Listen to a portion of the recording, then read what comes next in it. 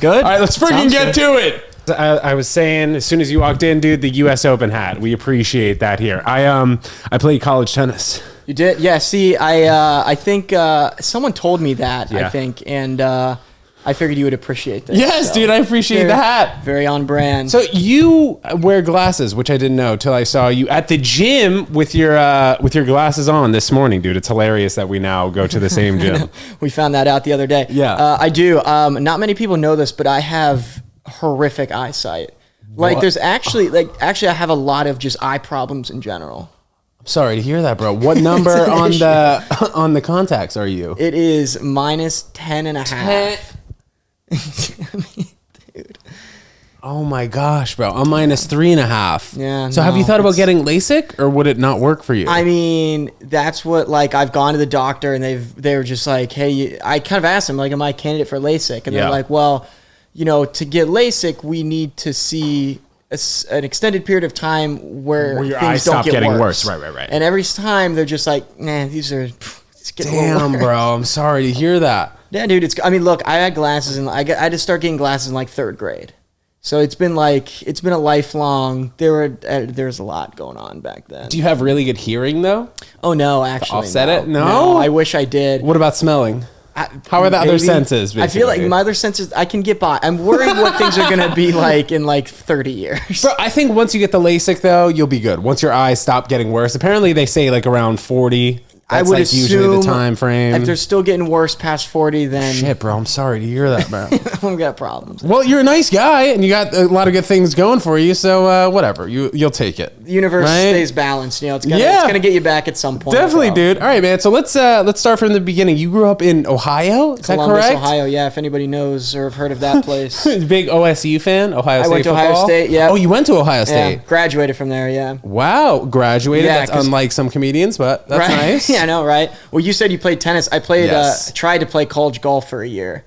Bro, I have been getting so into golf recently. I've been watching like Good on YouTube. Oh, yeah. I don't know. You watch those guys? Yeah, those dudes are great. It's insane. So my mom, for the most part, I'd say within like the last 2, I guess summers for the most part, has gotten really into golf and always wants me to go out there with her. Her and her boyfriend play almost every single weekend, Saturday and Sunday. So she's been getting a lot better. But the last time I really was taking golf seriously was probably when I was like 10 or 11 years old and I took 5 lessons. That's as serious as I got. And then in college, I played twice with my boys. So between like now and the last time that I really played was like 11 years, but I love it, man. It's super fun. Yeah, it's cool. I mean, I'm glad like I got into it. I guess I'm glad I got into it earlier because now like all my friends who, I don't know, played different sports in high school and stuff, they're just like obsessed with golf. Yeah, so dude. like, what's up with that? Like, why do like older guys just start to get obsessed with golf? I don't know. I think like, it's because that's all you can do. Like, your athleticism, it's a lifelong sport. Sure. Your athleticism starts to go away after a while. Did you play sports in high school? I did. Yeah, golf and baseball. And I tried. Nice. Yeah, it's funny. I tried to play football for a while there.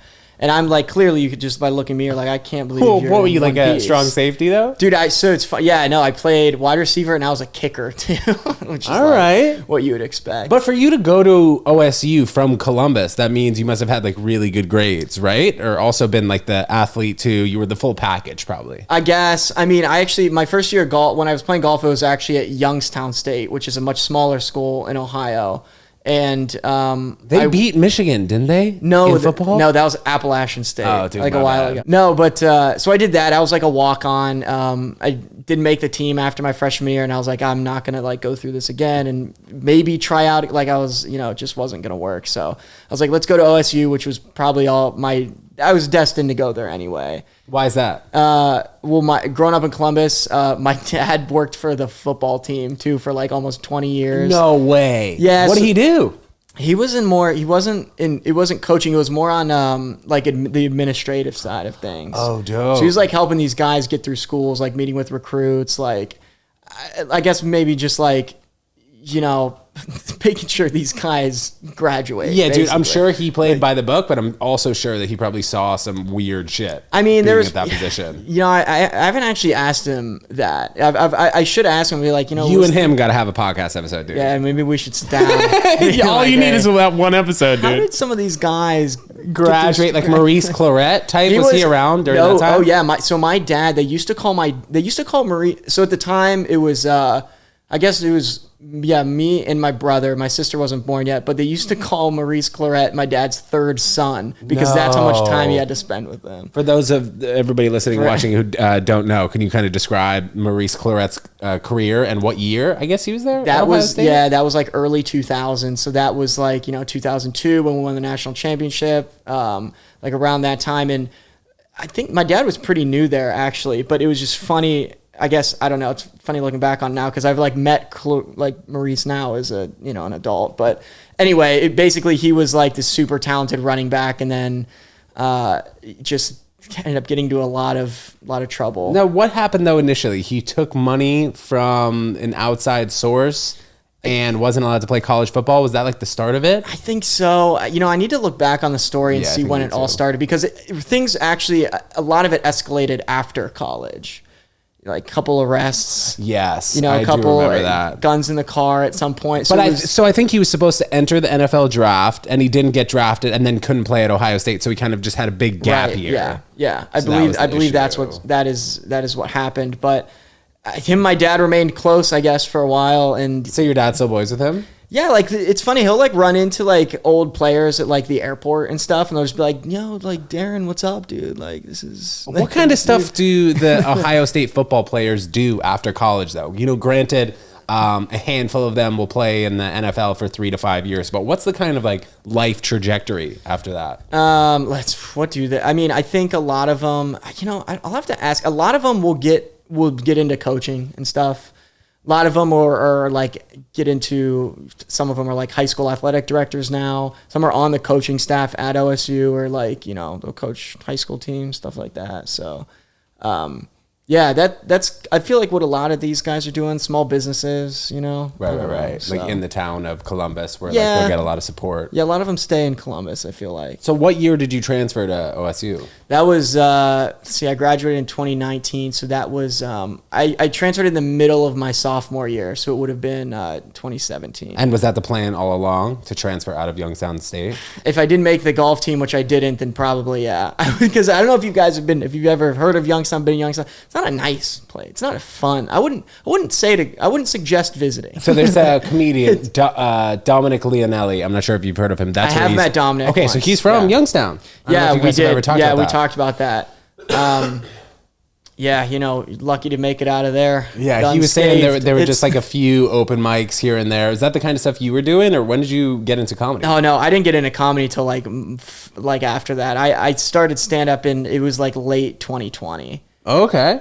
Which is like Ohio, one of the only places still doing open mics during COVID. I bet, and there were probably like 100 people there too at those open mics. Oh right? No, dude, it's Ohio. Nobody does anything fun there. Oh really? No, there were like 12 of us, and like it was.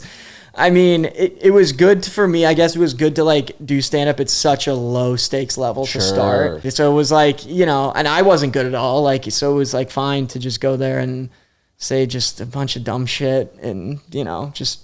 I guess, I don't know, just learn how to hold a microphone. Like, I'd never been on stage before. I'm like... But were you in plays and stuff in high school or anything theater-wise or no? No, I was very much the typical golf bro, like douchebag, business major. Like, that's like I wouldn't say that that's the persona that I have, but that is exactly what I gave off to, like, you know what I mean? People meet me like, what do you, I'm a financial services consultant who played golf in college. So I hate you already. How's your golf game now? What do you scratch or something? I'm learning the phrases a little bit now. Yeah. What's the deal? It's definitely, it's hard to maintain. I would say now I'm probably between a 2 and a 3 handicap. I think. So that would mean out of a 72 par course, you'd shoot a 74 or 75, correct? Yeah, well, it depends on like every course has like a course rating, right? So like a course could be par 72, but the rating could be 74, which means it's like, plays harder to play, the higher the rating, the harder the course is. So golf and tennis have difficult scoring situations to kind of keep up with if you don't play the sport. Yeah, no, I just kind of started learning more about tennis and stuff. Yeah, I realized I'm tough. Like looking at like the numbers on the screen. I'm like, I don't know what this means. Sometimes it's difficult to understand, especially in Grand Slams where the men play 3 out of 5 sets, and then in all other tournaments, for the most part, they play 2 out of 3. Yeah. And then in the 5th set now, within like the last year and a half, they've changed it to where it's not win by 2 in the 5th anymore. I don't know. Have you heard of John Isner? Oh, yeah. So, okay. So he was a Georgia Bulldog. He played 4 years there, and he actually beat a guy in the first round of Wimbledon in, I think it was 2010 or 2011. He beat him 70-68 in the 5th set, and the match took 12 hours. That was kind of the turning of people realizing that, okay, we need to make the 5th set like That's reasonable insane. length. Well, I think I saw like, I don't know, I think I saw like ESPN tweet that or something like on this day. Yeah. And I'm just like, I didn't know. Insane 12-hour tennis That's, match. I mean, yeah. Did people like keep watching? Yeah, well, it was Did you just go home? So I think it was the first day they got rained out after like an hour. Then the second day they played like 7.5 hours, and then the third day they played like 2 That's or insane. 2.5. Yeah, Insane that's like crazy. that. How'd you get into golf though? I honestly, I mean, I played once with like my friends, and I was just like kind of hooked on it in high school. But it was more so me looking in the mirror and like, hey man, you're not a football player. Like, like let's figure something else out. But do your here. dad want you to play football? I mean, yeah, I guess like he was a college football player. Yeah. My grandfather played college football. Where'd they play? My dad played at Ohio University, OU, the Bobcats. Not Miami of Ohio. No. Which is a funny, No. funny little difference between the University of Miami and then Miami of Ohio. Not to be confused with the place in the middle of cornfields. Yeah. Where'd your grandpa play? He was at West Liberty University, which is like a D2 school in West Virginia. Okay. I have family in West Virginia and Ohio. It's not a great track record for me. It's interesting. And now you're here in New York City, bro. Right. How long have you been here? I guess it's a little complicated because I moved here in April 2021. Okay. I got an apartment out in LA in April of this past year, but now I'm like kind of just splitting time between both. I'm like back here for like most of the year, for like the rest of the year, which is basically because like LA is dead right now because of the Hollywood strike. And you're killing it, bro, which is great to see. So how did you initially get into, I don't want to say niche because I know you do a lot of different entertainment-wise things, but like doing one-on-one sketches, self-sketches, which I do a lot of myself. Yeah. How'd you get into that? I think it all started like back around the same time I did stand-up. That was when I was like jumping on TikTok and doing like just trying stuff. And it was basically like, I don't know, doing just kind of like everyday life things that people could relate to. I mean, my old videos were so bad. I can't believe people. But I think one of the first videos I probably saw of you was like on my TikTok, and you were doing impressions, right? Yeah, Does that sound right? that's kind of how it started. I was just like, I guess I was like always like pretty good at impressions, and I just saw other people do it on TikTok. So I was like, I can throw my hat in the ring. Like, who cares? And I mean, looking back, the content was not good. It's gotten better throughout the years, I think. Like it took, because I remember I didn't have a comedic bone in my body. Like I started it at 24. So like it wasn't like I'd ever written a joke in my life. Jumping back to football, you know, it's interesting because like for the most part, parents don't want their kids to get into football, right? But did you feel like your family was different and like pushing you towards the sport, or not really? I don't know. I played baseball, which I loved. That was probably the first sport I loved. I played basketball, soccer, like growing up. So like, I don't know. I think maybe not push for football. My dad did coach my football and baseball teams. But like it got to like, I just got to a point where like I just wasn't playing much, and I'm like looking at, like I said, I'm looking at myself and I'm like, you're never going to play like this isn't going to change. And I was like, it's not worth it, really. I love football. I'm a huge fan. Yeah. A fan of it. But so do you like the Cincinnati Bengals now? What's the deal? No, my family's roots are from like this really small town in Ohio that's like, it's basically like kind of right by Pittsburgh. So we root for the Pittsburgh teams. Yeah.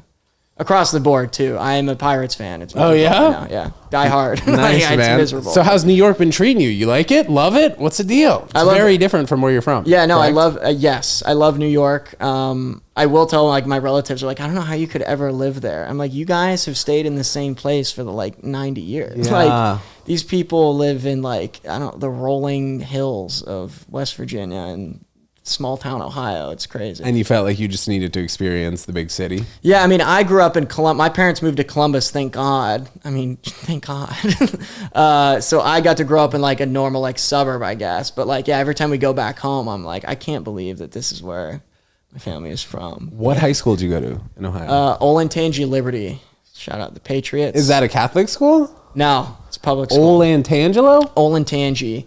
It's like it's the like a Native American tribe. How was the weather growing up there? Were you able to play golf that much? Yeah, it's typical Midwest. You got 4 seasons. So our season was in the fall, but like, to stay sharp, you play in the spring and summer, and usually like November through February, beginning of March, you're probably not practicing much. But. So transitioning from your big presence on TikTok into now you're doing shows all over the city and like all over the country for the most part, right? Yeah, I've been traveling a bit more. And yeah, I think that was always the plan. Like I was doing these sketches, especially like some of these like impression stuff. And I'm like, I can't be like 35 doing these. Like you need to, like, I need to transition into like something else to where like I'm not just relying on this stuff forever. Relying on what stuff? Just like the sketch, like the POV sketches and stuff like that. I feel like from a digital standpoint, I guess, You feel like you wanted to have a more in-person presence, you mean? I think so. I think I don't know. I just think people get bored of that stuff, over time. Like I think at some point my fans or followers, I guess, will want to see me, I guess, graduate from being a face on the internet. Well, they would want to see you in person more so. Right, sure. That's think. And that's usually what people say. People that come, like when I post shows and stuff, people are like, oh, like this was a great time. Like, well, I'm going to come to the next one. Stuff yeah. Like, so like that to me tells me like, okay, like if I can get people on board for this, then, cause it's just hard. You can't really make a career out of being a digital, like it would be tough. Do you find that you need to have both, you mean? I think stand up, you can just make more of there's more potential. Like people pay me to do like ads and whatnot, but again, like it's kind of cringy to see like a 40-year-old do an ad for like an alcohol company. You think so? I think it depends. It depends on the creator and whatnot, but like I definitely I just feel like I probably can't do that because I'm not like a model. You know what I mean? Like models and like celebrities or whoever are able to just be like, here's me with a drink and like Captain Morgan. I'm hot, right, and I'm hot, and that's it. Yeah. And for me, it's gonna be like, nah, it's not that easy. Like, right. I don't know.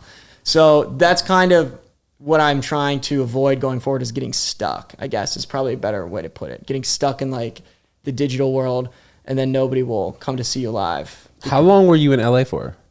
I guess you're still kind of there? Yeah, still there. I still have an apartment there. I was just there in, I got a place there in April of this year. How do you feel about LA? I mean, it's growing on me. New York's way better still. LA is growing on me, but it's just like, everything is stressful.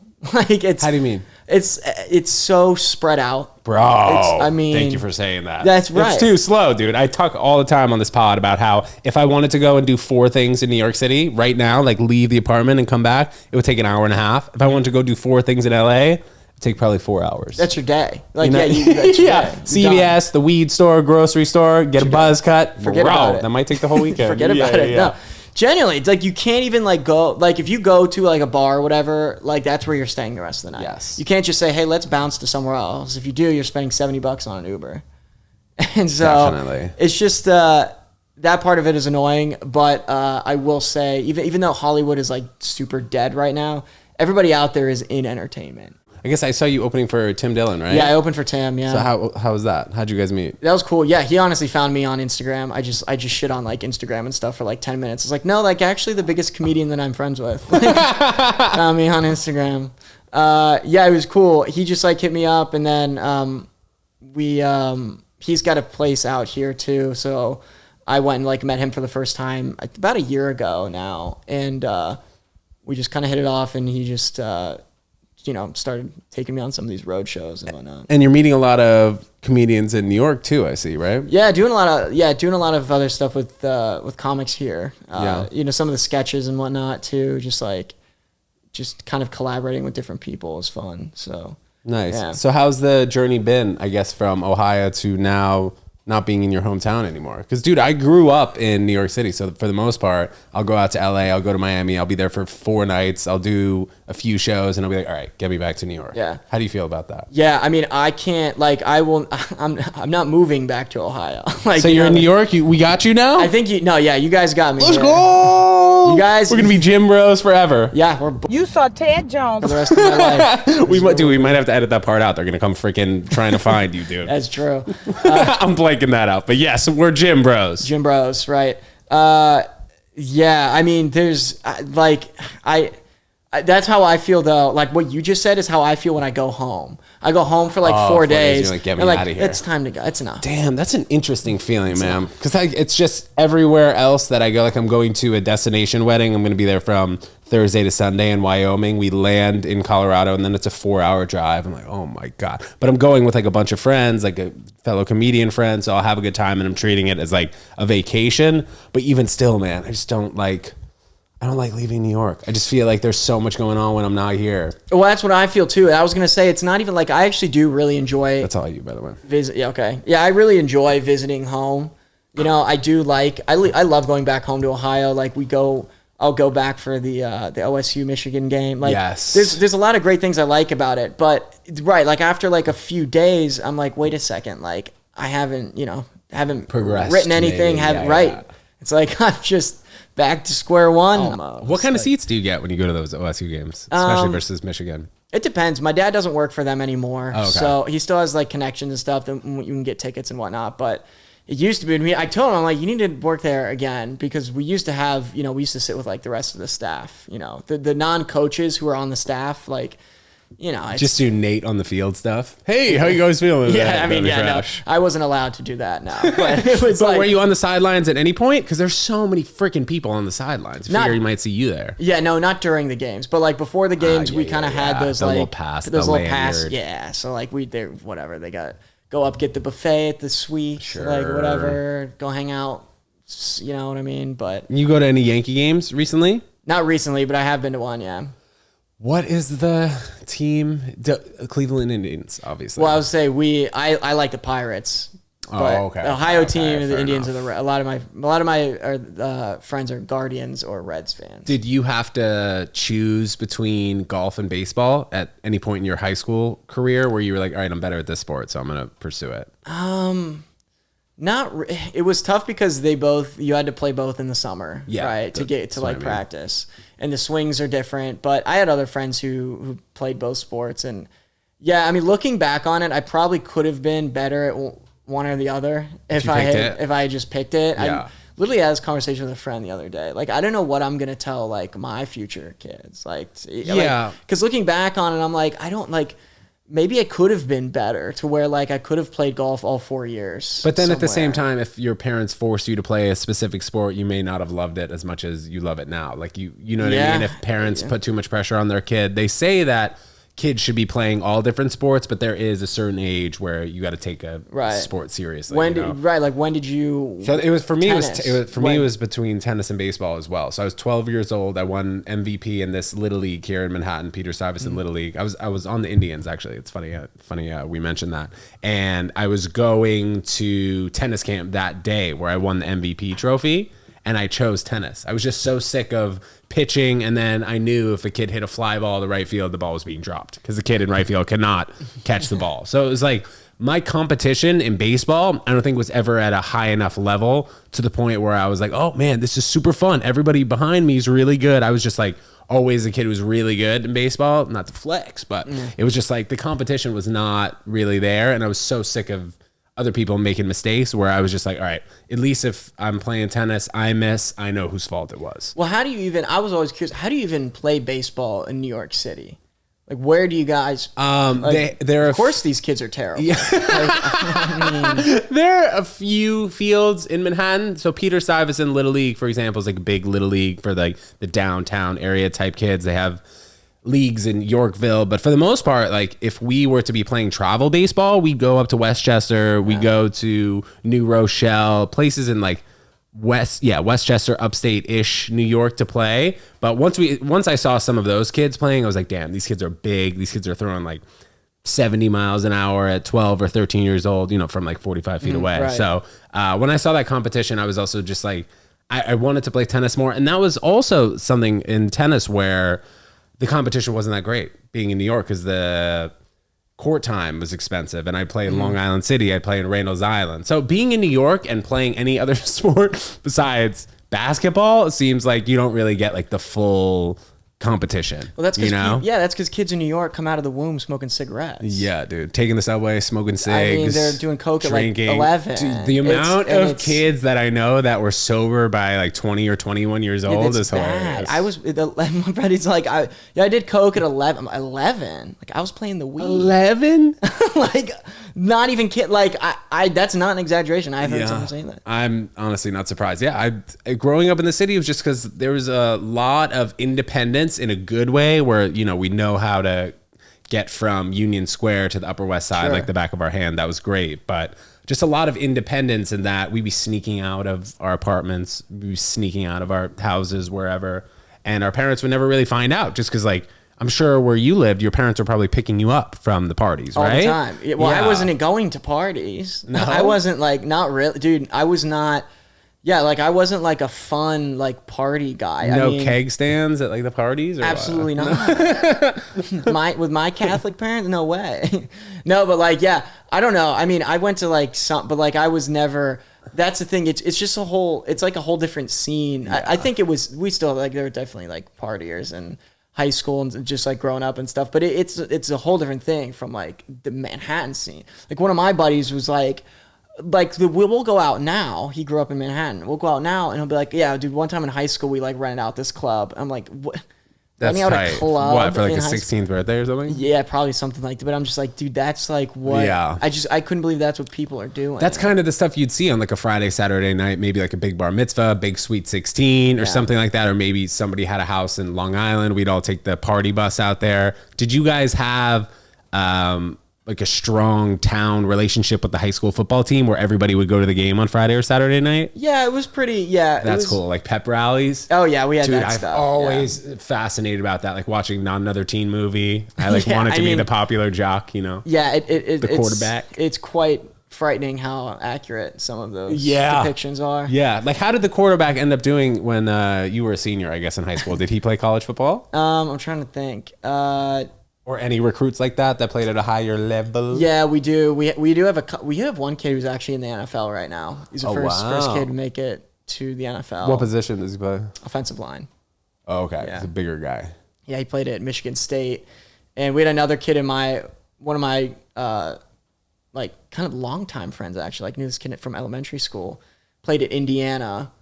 They ended up going pro. We had a bunch of kids, go and play in like D1, D2, D3 kind of. Yeah. But just one who right now I think he plays for the Rams.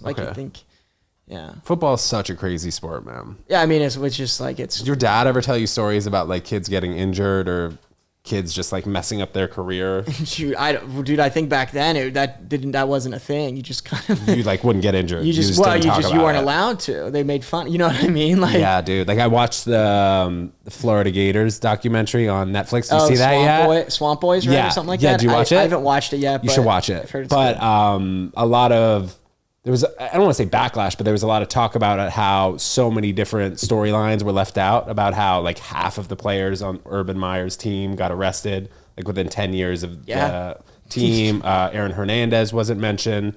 There was just a whole lot of drama that happened on the team, and the whole documentary was basically focused on Tebow and how he got out. Interesting. Yeah. Yeah. No, Urban Meyer, Ohio State legend as well. Yeah, definitely. What happened with him there? I mean, he was just like head coach of the team. That's right. He just kind of like he had a great run for us. He coached for 7 years. Yeah, won a couple of natties, right? Won natty. Just one, okay. But he never lost to Michigan, which was very important. That's huge for you guys. It's so funny, dude. But you guys, people don't understand that. Yeah, it's so funny here because nobody understands college football here. I get that shit, dude. No, I appreciate it. Like last year, we were playing Georgia in the playoff, right? The semifinal. And it was on New Year's Eve. 14 playoff. Right? 14 playoff on New Year's Eve, which is the dumbest thing ever. They make me, want to pull my hair out for 4 hours on New Year's Eve. It's just exactly what I wanted to do. And so like, I'm like in this like bar, club, whatever, where like me and my group of friends are at, and there's a TV, and like, I'm glued to the TV the whole time. Everybody else is like having a good time drinking like New Year's Eve, and people are like, what's wrong with you? Like, dude, it's just a football game. And I'm like, hey, are bro. you a psycho? Yeah. You're sick. It's like, you trying to tell me that Ohio, like, this is not, they don't understand it. It's like, they're like, why? How could someone ever skip New Year's Eve in New York to watch football? It's crazy too. Like watching it on TV, you'd figured you'd understand how serious both teams are about the game, considering there's 100,000 people at that stadium. It's like a Taylor Swift concert. Yeah, it's massive. But then we lost, and like literally like as the ball was dropping, and like all my friends are celebrating, whatever. And there's like, I think there's a video of me just kind of like sitting alone in the corner, just like with a deadpan look. And I remember my roommate came up to me and he's like, "Hey man, like Happy New Year, man." I'm just like, "Please leave me alone." Within like the last, I guess since Jim Harbaugh got to Michigan, now it's become more competitive, right? Oh, yeah, Even though Ohio State still has the upper hand, right? No, they beat us the last 2 years. Oh shit! Yeah, no, we don't have bragging rights currently. Really? No, it's bad. It's embarrassing. It's so funny. Again, it's like one of those things where unless you like went to one of those two schools or grew up in the area, like you don't get it. And I understand it. Like I understand that people like probably like you can't relate because it's crazy behavior. I mean, like think about it. Like tailgates. It's crazy behavior. Like I didn't enjoy New Year's Eve because my team, like it's most people, right, are probably like that's wild. My boy went to Michigan and I went to visit him and we got up at like 5:30 a.m. did the whole tailgate and I got so drunk I didn't make it to the game too. Oh, but I feel like that happens a lot. That happens a lot with people. Two.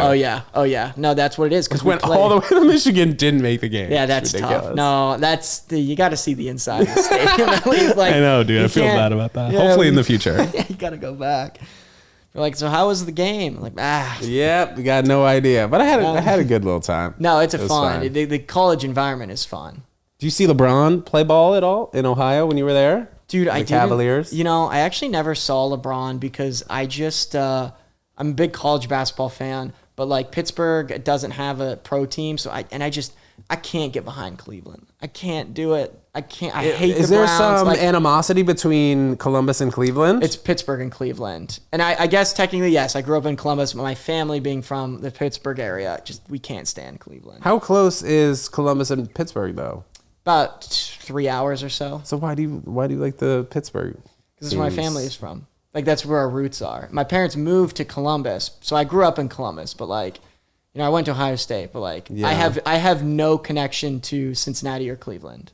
That's what people say. They're like, "Don't you like root for those teams?" I'm like, I have no one there. But you just like Ohio State because your dad used to work there, and I you went there. there. Right. That's fair. That's how you become a fan. Yeah. That's. But for the most part, I'm surprised you didn't really go check out LeBron. You weren't infatuated. Yeah, I guess I should. I actually, I was big into LeBron and stuff back in the day. I guess I don't know. I never made it up to Cleveland for a game. St. Vincent St. Mary High School. Right. Was that anywhere near you? No, that's in Akron. Akron. It's about 2 hours from me, or 2.5 hours. Yeah.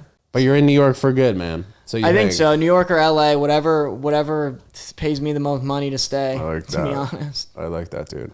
Have you ever moved from New York or no? No. Yeah. Like I said, I've spent a few days in LA, a few days in Miami, a few days in Chicago. For the most part, like major cities. I haven't been to Texas yet. Texas, I've been to Texas several times. Yeah? Yeah, it's fun. Like I did shows in Austin, which was sick. Austin's fun. I enjoy it. I do think it's kind of like it's definitely it's similar to Columbus a little bit, where it's like a college town kind of thing. I have a lot of friends who live there now, but when they turn 28 or 29, they're going to be like, I need to get the hell out of here. Yeah. Did you see a lot of people from your town? Maybe this is incorrect for me to think this way, but were there a lot of people from your town that dealt with the OxyContin situation? Was that the right place? I'm talking about, isn't that kind of where it first started? That's where they started pushing the drug the most? I think that's what I saw on that Netflix documentary. Yeah, I mean, with maybe Matthew Broderick. Well, we have, Ohio has a bad opioid issue. Yeah, why? I don't know. I tell people not to go for a reason. Yeah. It's it's no, it's actually fine. It's more right. It's fine. It's just hard drugs. No, it's like, no, like you won't walk into Ohio and be like, oh, this is like a problem. But like, it's just very much a lot of like small, like country, rural areas, I guess, that just have like opioid issues. I mean, I'm pretty sure I was taking Oxycontin after I had jaw surgery, like really invasive jaw surgery. And anytime I took it, I would just feel like shit.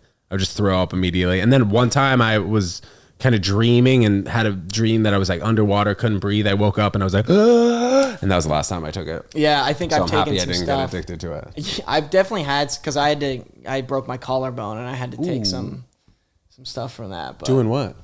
Dude, it's the lamest story of all time. I know, it's like I've played sports, whatever. And that's the thing, you would think, I've never been injured playing football. Like me, this like brittle little man, never got injured playing football. But I was going to get the mail in college and I slipped on black ice. And I fell backwards. Like a cartoon, like how they slip on like a banana peel. And they go flying. That's literally what it was. I've had injuries like that in the past too, like playing sports, and then like one day I was like, all of a sudden I have a torn labrum in my shoulder. Yeah, that's just from insane. doing nothing. You Yeah, know no, I mean? it was. I guess that happens. I don't know, but it was like, I mean, it was the most pain. I almost passed out, like, you know, because it was like I fell on my back so hard that my collarbone pops up, right? So it comes up. It didn't come out of my skin. Yeah. But it was like, it was out. Like it was out there. And I remember I went to go to the doctor. The doctor's like, this is a worse break than like most NFL quarterbacks get, like when they get sacked. And like, he just started prescribing you whatever drug. Well, they did the surgery and whatnot, and then afterwards you surgery. just got to get I don't know, some drugs. Whatever drug. Yeah, man. That's the fucking crazy part, man. I don't know. I think, how old was I at the time? I think 21, 22. Oh, damn. That's a freaking good time to get prime into age those. to start getting into drugs. What kind of stuff did you do in high school? Oh, no. Like fun stuff. Oh, fun stuff. No, I wasn't. Nothing. I wasn't fun. No, like malls? Yeah, dude. We'd freaking go to the mall, hang out in a parking lot. I mean, it was fun, but it was just a different kind of fun. Like New York, people who grew up here probably wouldn't think it was fun. Definitely not. No offense. Just kind of screwing around. Yeah, absolutely not. Yeah. Screw around, go to malls, go to, I don't know. The community vibe, though, does sound fun. I will say, like the Friday night lights game. Yeah, that's cool. And then you go hang out at friends' place everyone. afterwards. You go to restaurants afterwards, fun. stuff like that. Yeah, but it's very much like in country music songs where they're just like, at the tailgate, everyone's got a beer. Like that's literally what it is. Like, Are you still tight with a bunch of friends from Ohio? Yeah. Oh yeah. I've got a group chat. You guys in like the fantasy football league? Yeah, tight? we've got there that. You go. The standard men's fantasy football league for hometown friends. Yes. What kind of stuff do your boys do? And they're still living in Ohio? No, they kind of spread out a little bit in recent years. Yeah, it's fun when we all go back to Ohio and hang out during the holidays and stuff. Like I said, I do love to visit. It's a great time. Some of my friends, I've got some in Austin, got some in Charlotte now. Any in New York though? No. Not in New York, dude. Just you. No one came because I feel like Ohio and the Midwest in general is very big pipeline to Chicago. So that's like our holy grail of the Midwest. You're probably not going to visit Ohio or Indiana or whatever, South Dakota, but you're going to go visit Chicago at some point. What are some of the things that your friends do living in Ohio, like professionally as a job? Some of them. Like, what do people think about what you're doing? They think it's like kind of unheard of, I guess, a little bit. Yeah, you got to love that, man. I kind of like it because I never pictured myself doing it, but it's like, I don't even mean to like talk myself up when I say that, but it's definitely like, no, but it's definitely like, it's just, you don't have any source of entertainment in that part of the country, really. Like, I'm not saying like anybody who wants to get into this industry has to move from there. You can't make a career. You mean move from Ohio in general, from a smaller town in USA to a bigger smaller city? town? I mean, you could say Ohio, you could say, Southern Indiana, you could say Alabama. You can't be a stand-up comic in Alabama. Like, you could start there, right? Maybe learn the ropes, but like if you want to actually like get on the map, I mean, you got to be in New York or LA.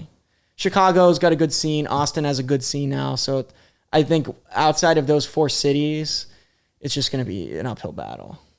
You moved here in 2021? Yeah, 2020? April 21. Where did you move in 2020? Did you mention that? No, no. So I accepted a job with Salesforce, right? So financial services. Mark Benioff. Yeah, Benioff. Benioff. The reason I know his name is just from a Tony Robbins event. Yeah. He was talking about how he grew his company from like 9 billion to, I don't know, maybe it was 90 million to like 9 billion, something like that. Yeah, they're not doing great now. No, why is that? Well, they lost you.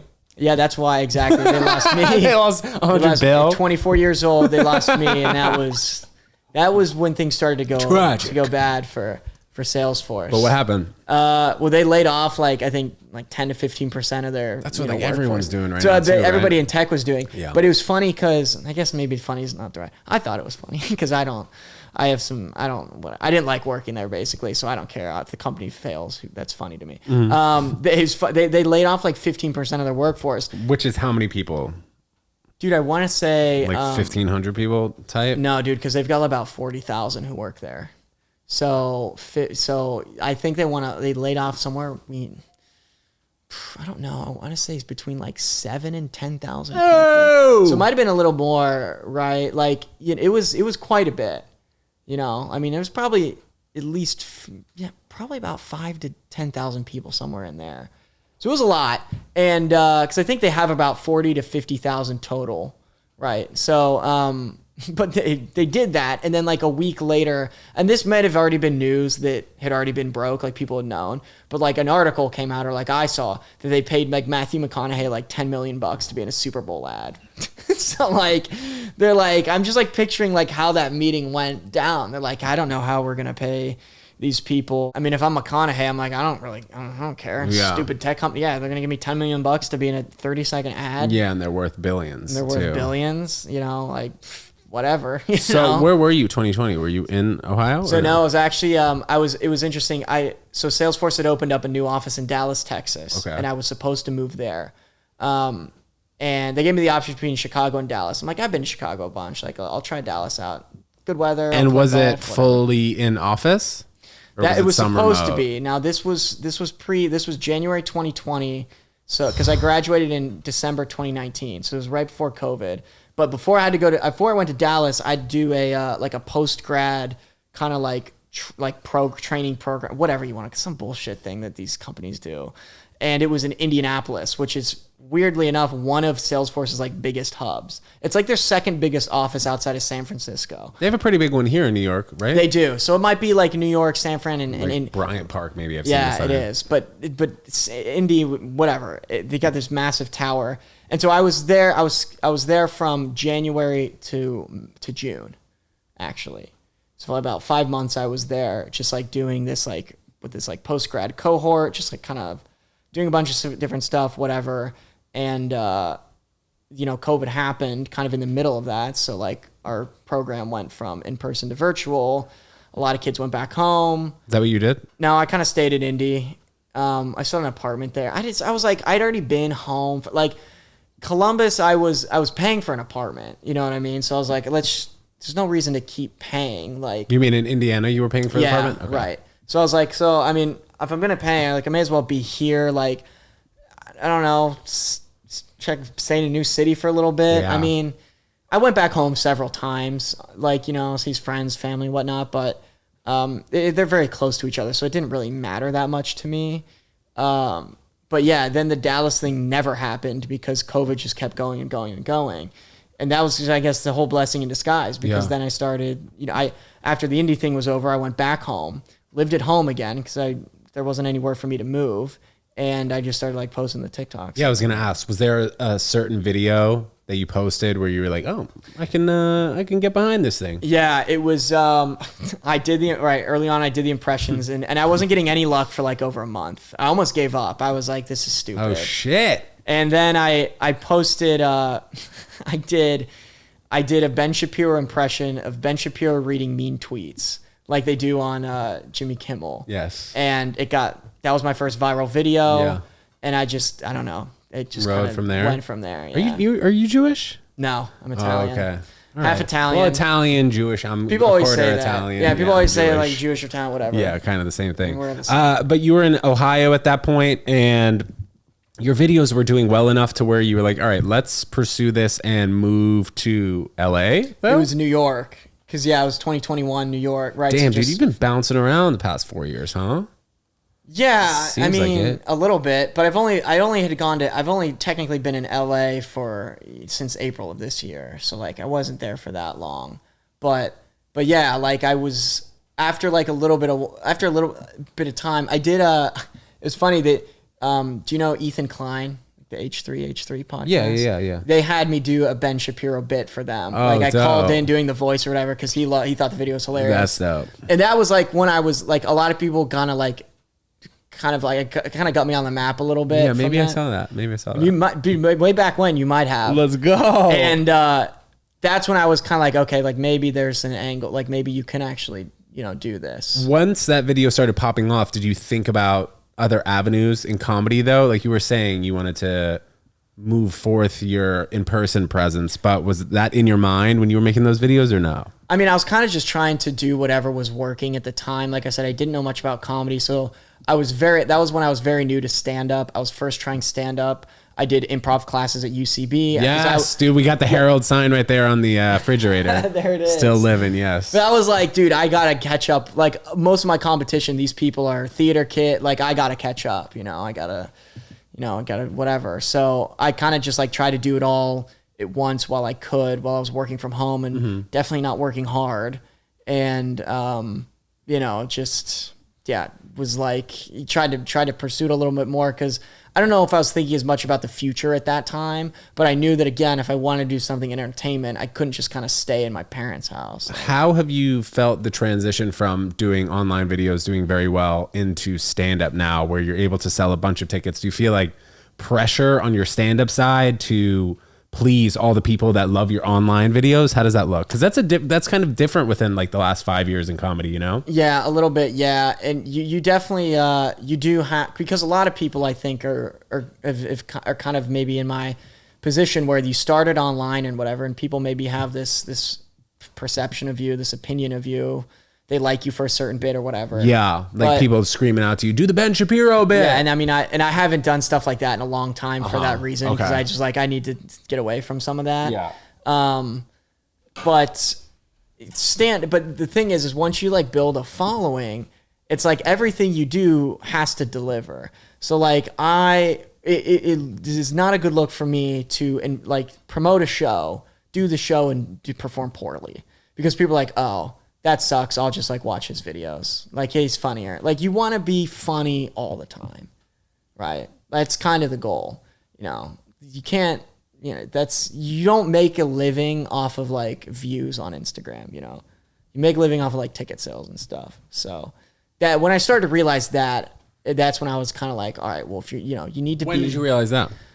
Dude, probably I don't know, probably sometime last year, I guess, when I was kind of and even still, I'm doing these ads for some, I did an ad for Sunny D vodka seltzer, I do stuff like that, which is whatever. But then, I started opening for Tim a little bit. I did my own show at City Winery even recently. Yeah, saw that. Yeah, and you see that you kind of see the money that can be made from it. And you're like, this is actually this is a good living that you can make consistently, because if you're a touring comic, you're working, most weekends. Doing these ads and stuff, it's sometimes they can pay well, but it's also can be very infrequent. You're not getting a paycheck every 2 weeks like I was at Salesforce. What do you see yourself moving forward in comedy doing the online stuff and having a presence in both? Yeah, I think so. I think for the time being, just keep doing both is just trying to be really funny all the time in both. Yeah. And then, I mean, that's what it is, dude. Yeah. No one can, that's the thing. Like I said, dude, I'm not like a model influencer who can just post a picture and have people engage. Do a catwalk, get a million likes. No, it doesn't work that way. I don't think people I genuinely don't think people really care that much about what I'm doing in my personal life. I need to entertain them basically at this point, I could be wrong, but I feel like me posting pictures of like out with my boy. Shirtless. Yeah, well, it's just like out with my boy, like, you know what I mean? Out with my friends on like a night out, or they're going to be like, what is. Yeah, dude, that's sometimes like I don't really watch stories at all. And then like when I watch someone random who, like, obviously I follow everyone for a reason because I'm, you know, friendly with them and I'm tight with them, whatever. But like if I watch someone's story and they like take a picture of their brunch, I'm like, why? Yeah, dude, I mean, if I did that, that's the thing. If I did that, people will come into my DMs and be like, dude, you suck. Yeah, unfollowing like, you. Yeah, like, no offense to anyone who does that, but like, bro, I don't care what you're wearing tonight. I don't care what you ate for brunch. If you had a funny, like, little clip from your show, yeah, nice. I just watched your story. Cool. Well, I feel better for it. Yeah, well, that's the thing is I feel like people who use Instagram and stuff for fun, that's what you're supposed to do is just share brunch. Agreed. But right, we don't get the same treatment. No, like right. If I post brunch, it's like no one. People will literally say, "Hey, man, no one cares." Like unless there's a funny note, like there's got to be a funny. The only time I'm allowed to do that is if there's a funny little quip, like a funny comment from my side. You know, it's basically like you're narrating your life in a comedic tone. Yes, it's kind of how it is. So your YouTube is popping too. I checked it out. What do you think the future is for comedy in terms of online? I would say I think you have a pretty good pulse on it, a good finger on the pulse. Yeah, I mean, I would say just it's gonna continue to change. Right now, TikTok and Instagram are the big leaders. YouTube is great for podcasts, for long form stuff, whatever. But everybody's attention span is just dwindling. Yeah, like as the day, like by the day. Like, even I will say, Shane Gillis. Oh yeah, He came out with a special on Netflix, and like I haven't gotten myself to watch it. He's a very funny comic, but like I'm really watching it through TikTok clips. You know, like I'm seeing like a 45-second joke that was obviously on the special, but it's just by my thumb, and like I can scroll through it and watch it that way, and it's a lot easier. Yeah, that's and I think that's the direction that's the direction we're at right now. That's probably where it's going. But like most of your followers and fans are just like regular, everyday consumers. Really just care about the number next to your name. Do they have 180,000 followers? Oh, they do. Yeah. So then they put butts in the seats. They must be funny. Like what about them what about them makes 200,000 people follow them? What's been your best moment so far, if you can pinpoint it?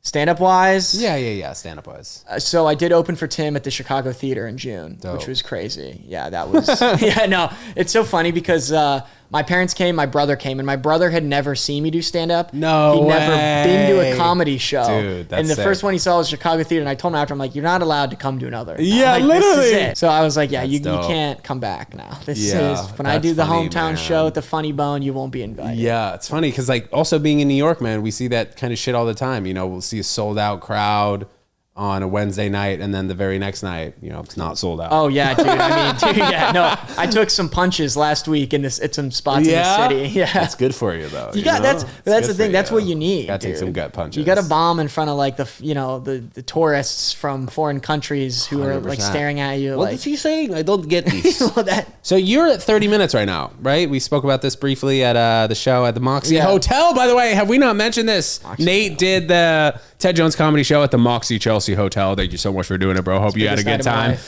But you're at like 30 minutes. You're comfortable at right now, you'd say? Yeah, at City Winery I did about 30. And honestly, like I could, like I have the material to, because I've been thinking about that now, because now the next step is like, okay, can you go on the road and sell tickets? Sure. I'm like, how much can you stretch? Like I have more material, I think. Like even when I did the 30 minutes, like I remember I walked off, I'm like, oh, I forgot 2 bits. Like, so I could probably do more, but like I think right now, the kind of the idea is to just be like put on a good show for your followers. And like this was my first headlining set, right? First time I'd been advertised as a headliner. So you want people to just see the best version of you. And I know that if I try to do an hour or 50 minutes or whatever, it's gonna taper off at some point. Because do you feel pressure for yourself just because like people who are online are like, all right, well, we want to go see Nate. We want to see Nate the entire show. We're expecting an hour from him. Is that kind of where you feel the pressure? A little bit, but honestly, like I advertise it. Like for this show, I said, hey, this is Nate Meeker and friends. I put, a few other comics on. I didn't tell the audience how much time anyone was doing, but it was just like, I'm the headliner, so I'm doing the most time. Everybody else did about 10 to 12. I did about 30. And you had like 4 other people, Yeah. or 3 other people? A host and 3 other comics. Okay. So I think that'll probably be, I want to try and do it again maybe later this fall, maybe October, November. And it'll probably be a similar formula. You have any interest in taping something soon? Probably, I mean, I like to record a lot for sure, just to like have it. I need to post more stand-up clips for sure.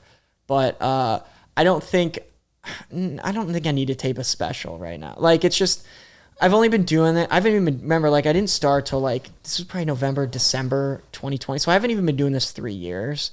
I don't want to put out a special that's like half baked or not good just to say I did it, or just to tell them, hey guys, I'm also doing stand up. It's not good stand up, but you know, it's here. Like, I don't want that. There's a lot of pressure too with people in our industry to put out that hour. People are waiting on it for the most part. Yeah. But do you see, when you do release it, do you see yourself going to a Netflix and Amazon Prime, or would you put it on your YouTube? Would it just depend on the numbers? Yeah, depending on the numbers. Honestly, I think at that point, like, when you're ready to do something like that, like, if I'm ready to film a special, I should probably have like representation by that point. Like, you know, like, I don't have like a comedy agent right now. I think at that point, when you do have an agent and maybe they start setting up shows for you and you're like, hey, the shows are going well, people are buying tickets, let's like put it out there. Then I think you do that, you tape it, you kind of see what it's like, and then you can say, let's pitch it to Netflix or Hulu or Amazon Prime. Or, you know, if nobody bites, or if, you know, the numbers aren't great, then I'd probably just upload it to YouTube. Are you going to start looking to book dates in the states that are close to New York here, Connecticut, New Jersey? Are you looking into that? Or I would like to. Yeah, I would like to. I think that's kind of the next step with this. Yeah, because I think there are kind of a lot of city winery-esque type clubs that are close to the city. Yeah. Yes. I know people go to Philly. So yeah, that would be cool to try and set stuff up there. Yeah. So yeah, hopefully I can hit the road a little bit more and start doing some more. What do you see yourself doing in the next few years, though? Like, more heavily focused around stand-up, or the sketches, or kind of both?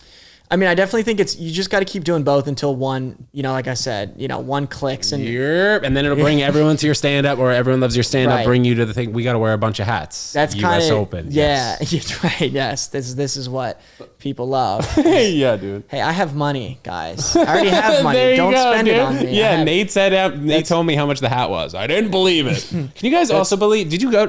Have you been to the US Open? I haven't been. No. Bro, you got to go. I didn't go this year, but I've been a hitting partner many a times, because like I used to just hang out at the US Open. You see, like, I got credentials here, like player passes and shit like that. Whatever, I'll show you guys separately. But yeah, the US Open's a great time. You ever been to a golfing event, a pro golf event? Oh yeah, we have the Memorial in Columbus, which is so fun. It's like one of the biggest tournaments of the year, and yeah, I've seen Tiger Woods win in person. It was very cool. 2012. That's fucking dope. Yeah, that was dope. Was that before the shenanigans of Tiger Woods, or was that like right around the same time? I'm talking about when he made after the press conference, after his wife found out that that was after. This was a few years after. Yeah. That happened in like 2009 maybe. Yeah. Right? Yeah. That was like 08, 09. This was in 2012. And now Charlie Woods can really ball. Charlie's a baller. Damn, Yeah, dude. he's a baller. How does your swing look? Bro, was that just thunder? Yeah, dude. Ooh. That was wild. It was loud. That was like some Ohio thunder, right? Yeah. You ever been in a tornado? I guess we'll go quickly transition to that. Not a tornado. We've had plenty of tornado warnings. I've never been in one. Yeah, dude, that shit is scary. Just because it's like flat rolling lands. Oh yeah, like a tornado is tearing things up in Ohio. Yeah, have you seen it from a distance, like with binoculars? I've seen some funnel clouds, but never touchdown. What's a funnel cloud? It's like the start. It's like the formation of a tornado. Fuck. Yeah, you're like looking at it. And you're like, yes. I mean, I've never been in like a. I don't think I've never been concerned for my life. Yeah. But I've been in some severe tornado warnings. What was like a dramatic event that happened in Ohio that wouldn't happen in other states, maybe? Dude, well, I mean, I'd say, like, for example, today's 9/11, so in New York, that's a dramatic event.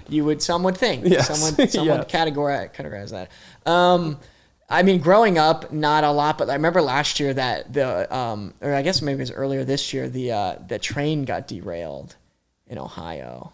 And a bunch of like chemicals spilled. Didn't they say that was like an insider job or no? I mean, it might be. It might. Why would that be an insider job? I don't know. Everybody hates Ohio. They're like, we just need to get rid of this state. Oh, it was the town in Ohio, right? That really got fucked up. Palestine. Yeah, it was a small town. Talked about that on the pod. I remember that. So I didn't have to experience that, but it's so funny because, you know, people in Ohio, like, again, like, everybody outside, like, we just, like, things happen in Ohio and we're just like, whatever kind of thing. Like, it's just like, you know, people just kind of go about their day.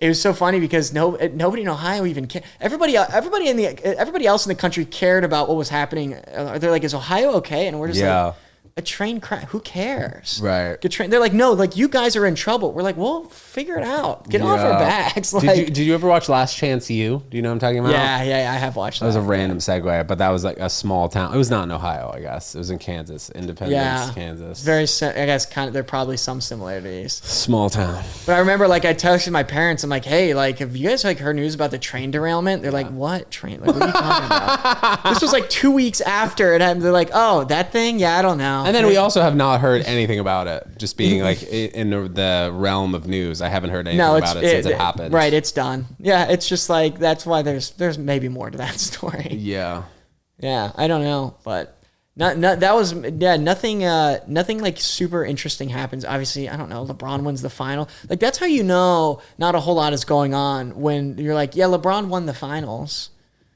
That was, you're like, that's it. Like, yeah, that was it. That's interesting. Akron had a really good college soccer team. I remember they played UConn, and it's like 1 versus 2 in the country. Yeah, for whatever reason, pretty random. Akron had the best. I don't get it. Yeah, I don't know. Outside of, that's the thing. Like, football season is like our thing. Like, you know, Columbus, you know, the whole state just kind of rallies around Ohio State during football season, and, you know, I mean, other than that, you're just kind of chilling. You know, doing opioids. Yeah. The fun stuff. Nate, Meeker, thank you so much for coming on the pod. Thank you, guys. brother. This is quite the episode. Nate, before you get out of here, we're going to pop up your Instagram. Please let us know where we can find you and what you've got coming up. That's exciting. Yes. Nate Meeker _ is my Instagram. Nate.Meeker is my TikTok. And I just have a bunch of shows coming up in New York City. I'll be here for most of the fall. And going back to LA at some point? I'll probably go back to LA after Thanksgiving or whatever. Maybe during kind of like that time. I'll finally head back there and just get the apartment situated. I don't know, whatever. And hopefully I will be doing another headlining show. So love it. Tuned. Follow this guy. He's freaking hilarious. Great, happy-go-lucky guy. And Nate, we'll see you at the gym. Guys, thanks so much for tuning in. We'll see you next time. Peace.